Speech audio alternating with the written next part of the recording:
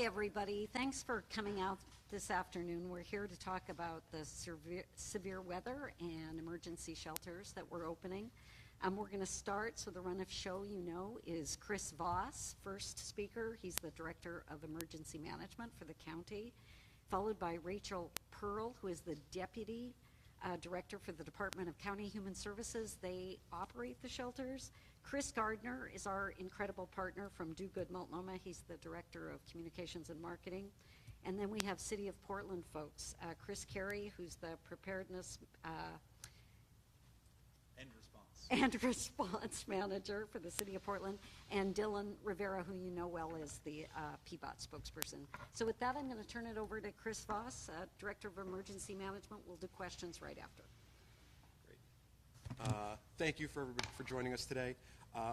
Obviously, we're entering a period now where we have met thresholds, and the county will open shelters tonight. But this is really just night one of several nights that we're looking at. Tonight, we are prepared to open 3 locations, but we're also prepared to continue to open locations as we need to expand to make sure that we're accommodating people that need to see shelter. The county chair has declared a state of emergency that will start at 6 p.m. tonight. As a result of that declaring an emergency, one of the things that also happens is that TriMet rides for anybody needing to get a shelter, getting to a shelter that does not have the resources to pay for that ride, can do so without charge. We do encourage people to go to our website where you could find additional information and find about our shelters. We also encourage people that are considering or need to get to a location to call 211. You can get the latest information about what's available and potentially where to go. They can also assist people with transportation if need be. It's a time where we also want people to check on their family and friends. If you know people that do not have shelter, now's the time to contact those folks and encourage them to seek shelter and encourage them to call 211 to find out where they can go to potentially stay safe. Our goal is now and continues to be to not turn anybody away when we do reach these days that are the highest risk. So with that, I'm going to hand it off to Rachel Pearl, the Deputy Director for the Department of County Human Services, and she'll give you more details about our specific shelters. Thanks, Chris. As Julie and Chris mentioned, I'm Rachel Pearl. Use she, her pronouns. I'm the Deputy Director for the Department of County Human Services. I'll share a little bit about where those 3 locations are tonight and who will be staffing those locations. So we do have this location that is Northwest 14th Street, which will be staffed by Do Good. And we're super grateful to our providers who are helping us out and always lean in these moments. We also have the Hollywood shelter, which is out on Northeast 43rd, and that will be staffed by TPI. And we also have the Cook shelter that's out on Stark, and that will be staffed by Cultivate Initiatives. When folks come into shelters, they can expect to be provided with food, water. If they are wet from the elements, they can be provided with warm and dry clothes, and we are able to sort of figure out what their needs are as they spend time in those spaces. We also are training staff throughout the year, so we have facilitated over 50 trainings for both county staff, city staff, and also community volunteers. So if folks are interested in leaning in and becoming a part of these operations, they can find more information on our website, which is multco.us/volunteer-emergency-shelter. As Chris mentioned, if you want more specifics on the addresses for these locations, you can go to our county website, which is multco.us/cold. And also at any time call 211 and they can help provide information for folks as well. So as others have stated, it's just really important for us to reiterate that people need to get inside. The elements tonight are going to be very cold, and we are concerned, and we want to be here at the most critical days, which is why we're opening today. Thank you. Good afternoon, thanks. My name is Chris Gardner. I'm the Director of Communications for Do Good Multnomah. I use he, him pronouns. And on the behalf of Do Good Multnomah and this downtown location of the severe weather shelter activation, I want to say that we're ready. We've got food stations and hygiene stations, warm drinks, water, and clothing all ready to go. And most importantly, we have a staff who knows how to be in relationship, because we get to do this work every single day. for our city and our county. At this site, there's 120 beds with hundreds more across the county. We opened already for one night last week, and the space was nearly full. Being the location that's closest to downtown, we expect that will happen again during this week. So if we're full or families with children show up, folks under 18, we work with the county to transport folks to other sites and make sure they have what they need. And I also want to make sure that we highlight the dedication of all the staff and the volunteers who step up and say yes to serving our neighbors. It's not easy at Do Good. We've had to team up for the last 2 weeks. We've been poised and on call, and the forecast has changed. So there's been a lot of back and forth as we've worked together with the county as we've all navigated this kind of unpredictable weather system happening in late January and early February. Our team has been poised and ready to go and committed to showing up on top of the regular shelter work because that's what it takes to serve this community and make sure that everyone is safe. So I want to thank them, the Do Good staff, and all the leadership, and everyone who's joined this all-hands-on-deck effort this winter. Let's do this together and help spread the word. Thank you.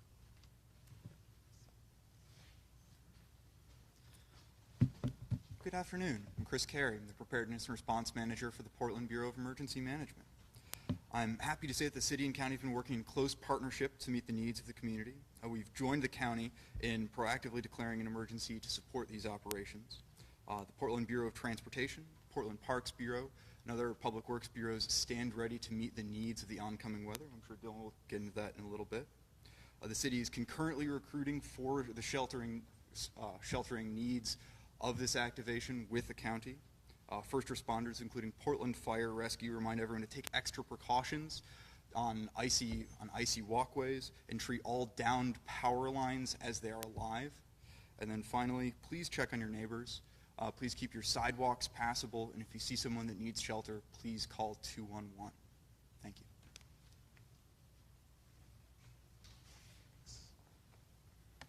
Hi, Dylan Rivera, he, him pronouns, spokesperson for the Portland Bureau of Transportation, PBOT. At this point, the forecast for late this week is uncertain. The National Weather Service says there's a chance of freezing rain on Thursday that could linger overnight Thursday and into Friday with cold temperatures all day and evening. PBOT is watching the forecasts carefully and using anti-icer on our routes to try to reduce the risk of snow or ice sticking on bridges, hills, and overpasses, especially at areas of high elevation. Depending on the forecast and the conditions we see in real time later this week, we may use road salt as well on our routes. Like most cities our size with similar weather, we do not treat low-traffic residential streets. So any snow or ice that does accumulate on those streets will stay there until conditions warm up. Everyone needs to understand that freezing rain is not like snow. It is dangerous. You may lose control of your vehicle. Front-wheel drive and all-wheel drive are less effective on ice than they are on snow. And if you have to travel by vehicle, use traction devices like chains or snow tires, studded tires. In freezing rain, sidewalks become dangerous. In freezing rain, your front steps become dangerous. The path from your front door to your vehicle could be icy and dangerous. You could slip and fall even before you reach your car. So now is the time to get ready to stay indoors in the event of freezing rain. Now is the time to plan ahead for ice melter and a snow shovel to be able to maintain a clear passage and make your sidewalk passable for yourself and your neighbors, and to stay indoors in the event of freezing rain. And be mindful in the coming days and monitor the forecasts. Thank you. So we can go ahead and take some questions, and we'll try to repeat them. Blair? Yeah, just quick follow-up on that. Sorry if you already said it, but why don't you treat those residential roads? Why not treat residential roads? Yep. So our equipment and our budget are enough to treat the main arterial streets, the streets where TriMet buses serve the public, and where first responders need routes to reach shelters such as this one or hospitals. You know, we do not have, we have to focus on those routes in winter weather to help first responders, meaning police, fire, ambulance services, reach those critical destinations. So we're the first responders for the first responders, and our equipment doesn't fit on a lot of narrow residential streets. We're not equipped to get the public to move their vehicles, for example, off of some of these narrow streets to make way. So our policies on this, our snow and ice plan, is very common. I mean, Seattle, Eugene, St. Louis, Missouri, the cities all over the country that have very little snow or ice like we do, and are about our size, have roughly comparable sort of tactics. Go ahead. I think it was Chris that mentioned recruiting. I know the staffing is with your partners, but are you still looking to supplement with Multco employees to help staff these shelters, or volunteers? How are we doing? Great question, asked if we're still recruiting for community members who could volunteer. And I'll have Rachel or Chris take that. Rachel. Yeah, thank you. So we, during nights where our providers are opening sites, we actually help them if they need additional staffing support. So we do some of that supplemental staffing. And then once we move on into this activation, if we open additional sites, those will be likely run by county and city staff. And if we need some additional support, there will be messaging going out to the community that they have opportunity to sign up as well. I think a lot of people often are confused why the thresholds to open these shelters differ from county to county. Can someone speak on that? You bet. Chris Voss is going to talk about why thresholds seem different in different counties. Great. And yes, there are different thresholds in some of the counties. There are also some similarities. So our thresholds to open shelters are very similar to Washington County. I also want to just note a few other differences. The county, through the Joint Office in their Safe Streets program, also have thresholds that are reached at even higher temperatures, where they actually provide gear and support many people experiencing homelessness in a lot of different ways. This is sort of our most stringent threshold, where we then reach a point and we start opening locations. But we do recognize, while there are some differences, we're really proud of the program that we've built here. There are 3,000 beds that we have in the county that we serve every day. And even though last night we didn't meet the thresholds, there's actually beds, if folks were to call 211, available beds right now. And so we keep track of all those factors.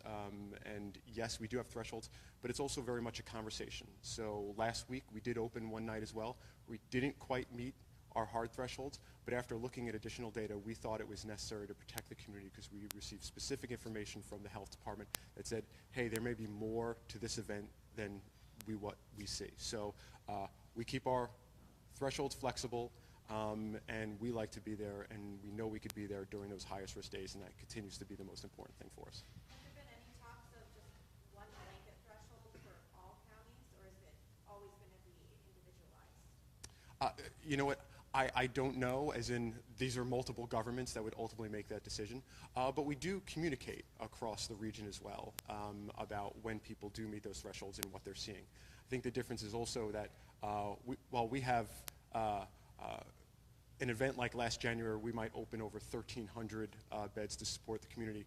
I think our neighbors are seeing a much, much lower level of sort of people outreaching to their locations, more in the 100 to 200 range, where we might see things well over 1,000. Mr. Voss, you said that the cold exposure calls factor into that threshold, making the call to open these shelters. Do you know how many cold exposures there were last night? Yeah, so it's a great question. So actually 3 numbers that we often look at. No, and, last night. Right, last night. So there's 3 factors. And so we'll often look at ED visits, we'll look at sort of 911 calls, and we'll also look at EMS transport specifically for hypothermia.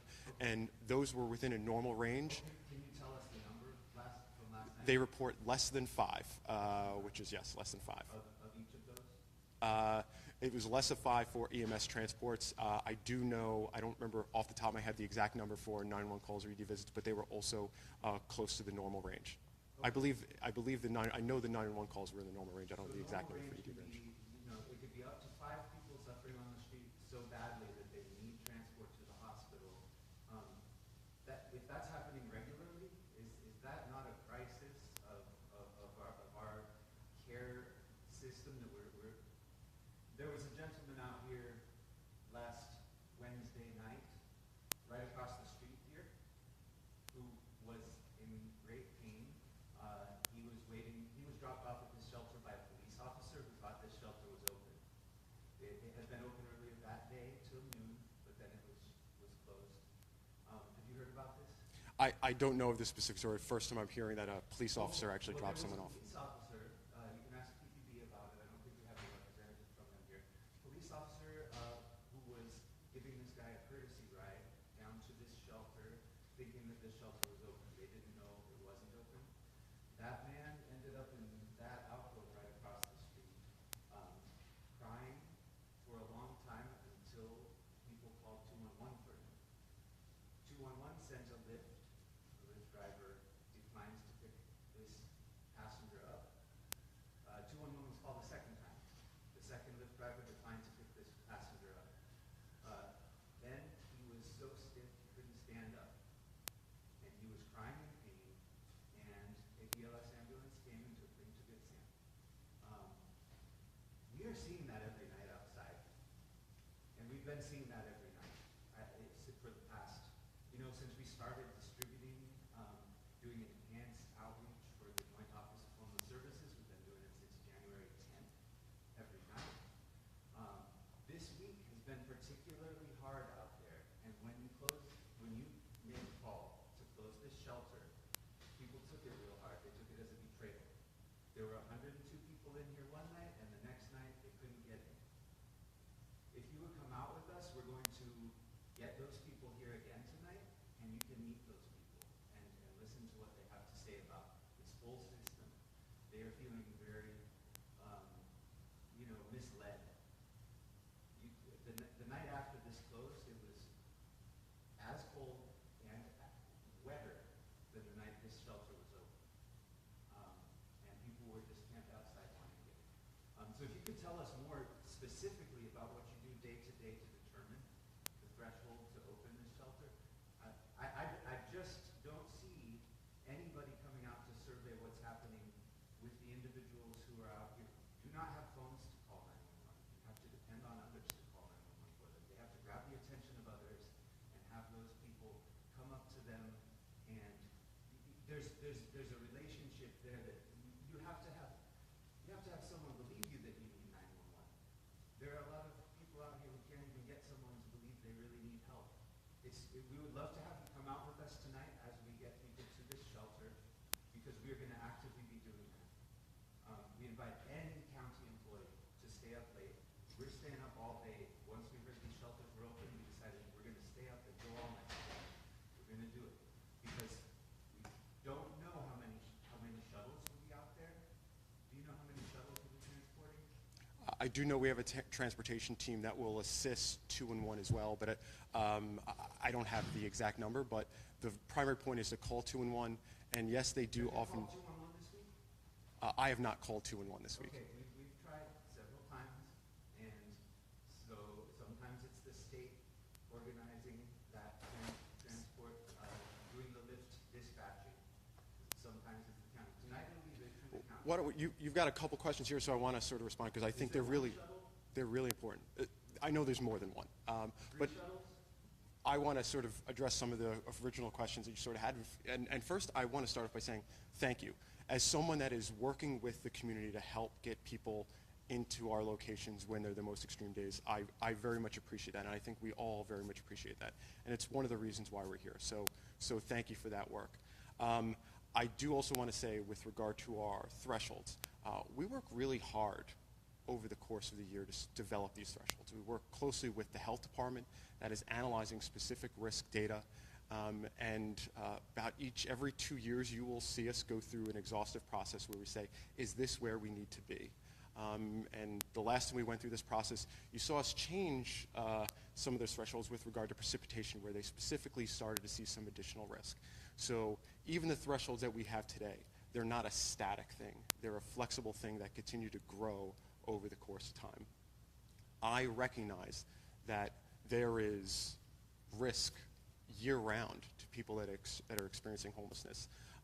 We also recognize there are some days where the risk is very much increased, and that is primarily what this program is about. It is to be here during the highest risk days. When these thresholds were set by what people have said is the city set the thresholds, then the county took them over. When they were set, was there a fentanyl epidemic in 2016 and 17 to the degree it is out there right now? That's a rhetorical question.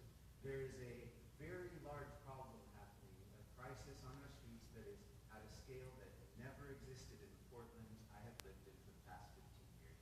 And there are people who are using a very, very powerful opioid that is helping them survive the night.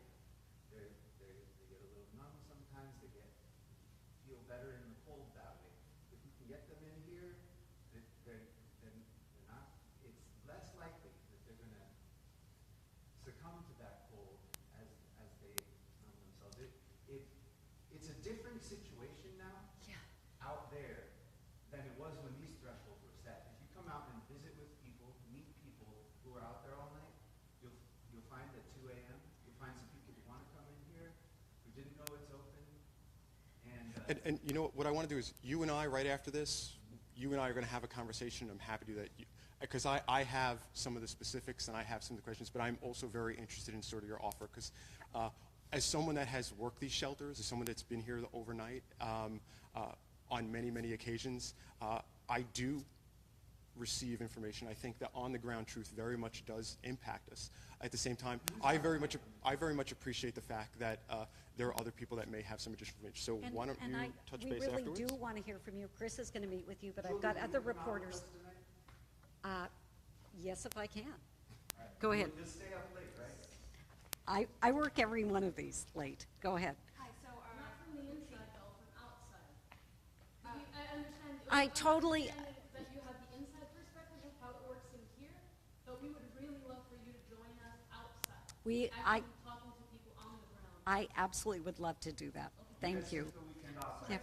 With Washington County, some of the folks who are working at Oh, sorry, we've got another reporter asking a question. Go ahead. Sorry, so I spoke to some folks working at a loaning shelter in Washington County. They told me that they're committed to staying open till Thursday. Are you guys doing day by day? And if so, why are we taking that route?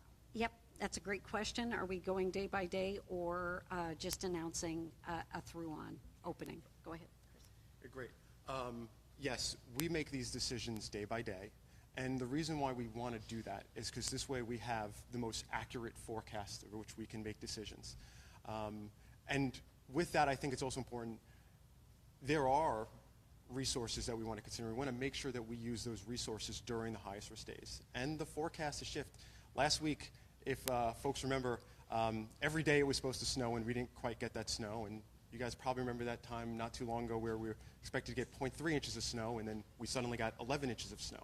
So the on-the-ground conditions are very, very important for us. And so having that latest forecast to make that decision is critical for us to allocate those resources during those highest risk times. You said there were 200 shelter beds open. You're speaking, I know about when you say 3,000, that sounds like a heck of a lot available. When you say 200 beds, you're speaking about the Salvation Army shelter beds, right? Correct. So we've got like 48 safes, right? And what, 140, 50-something, 52 at the Moore Street shelter. The Moore Street shelter, during all of these days when you've been saying that there are 200 beds available, we would be speaking about these places where they're the only place that people can go walk in late at night, right? Do you know when they are open until on the normal nights when there isn't a severe emergency? Sure, but I do very much want my city partner, who's closer to that, to sort of answer that question, and they could probably give the hours. I think he probably knows one, but I can give you some credit here. Brief me. So yeah, apologies, I don't have the details for that, but let's talk right after this, and I'll get with the right person to get you that information. When it comes to the safe shelter will be letting people walk around in there, what about 5:30? 6 o'clock tonight is before they open to take a tour. If you want to know how it works from the workers in there, they'll let you know. Thank you. Had a lot of issues with women not knowing that they could go there after 7 p.m. And Okay. so you find them wandering downtown. We're very grateful to people they can go in after now. which Nice. was new. After they opened, it took a while for that change to come. So a lot of people have been told they can't go there late at night. But they can. Now They can. So you have a treasure trove of information. There's a group of us going to meet with you. You should have been getting out, honestly. You should have been telling people, when you tell them there are 200 beds available, there's a catch, okay? They have to get themselves 3 Yeah. miles Yeah. up Yeah. the road Yeah. to Moore Street. Do you know what the facilities are like there? Have you visited them? So we are going to meet and talk about this. I really do appreciate your information. I think I want to make sure that the media who is here has their questions answered, and then hopefully we can all step aside and hear more directly from you. And you can also talk to media. That are false. You really should address those claims. When you're asked about them, you really should address them. You've been saying that 200 beds were available every night through this whole time, so from January when I these 200 think- beds opened. Okay. And you keep saying 3,000 beds. Would you just consider So not what saying we that do- as if those beds are open and available and transport is available to them? We have no transport. Lyft drivers are the transport. Yeah. Okay, can you address that? So I think this is some issues that, It's been issues like this for years in this county. When we call Okay, 211, okay. it's been 3 years of this. Okay. Lyft drivers go to pick up an unsheltered Okay. person who may be soiled. so during, And the yeah, caller doesn't stick doesn't around. want to do that. You bet. I totally understand that. We do, in emergencies, have county transport and sometimes city that are actually helping fill that gap. When we're just in enhanced activation, which is again set by the thresholds, we're doing the best we can with a system of 211 that tries to get the transport to. You are bringing things forward that are really important for us to hear. And at the same time, there is, That is the Yeah. expectation that when the shuttles aren't running, Lyft drivers, the Yeah, rideshare yeah, yeah. service, do they transport? so I mean, our under. is it the idea that they are sent to these calls? Exactly, that they are sent, and cabs and other things. So you're bringing us information. There have been beds available every night. As far as the 200, that's something that 211 has been assuring us, that they have discussed transportation options. But what you're hearing, and it's not happening, yeah. Situation as we are. Yeah. The Lyft drivers, Well, it sounds like, they can only type in a few words Yeah. into the Yeah. summary. Yeah. And they're telling someone who they're going to be picking up. And- So then what they knew about this guy is that he had a blue shirt and a walker. yeah. So again, we appreciate the media being here. We are going to work with you, and you brought forward really important information. And I guess I'm going out with you tonight, which I am more than happy to do. I have worked on these since 2011, every single one. So thanks so much for being here. If nobody has any other questions? I'm not sure if you've spoken about this yet, but can you address or break down specific cold exposure calls this week and how many? Okay, so you went over. Yeah, so we'll go, yeah, and we'll go ahead and share those with you. It's part of our morning call that we report out specifically. And if you say it's less than 5, it's one of the reasons that we can't say whether it's 1 or 2 is because it's personally identifiable. We'll go through all of that with you. There's a public health thing, There were, so, on the night this shelter closed, on the night when it wasn't open last Wednesday, it's been open till noon, not only was that officer dropping a person off here thinking it was open, but he got approached by another person who was asking for an ambulance. That person ended up leaving because the officer got busy.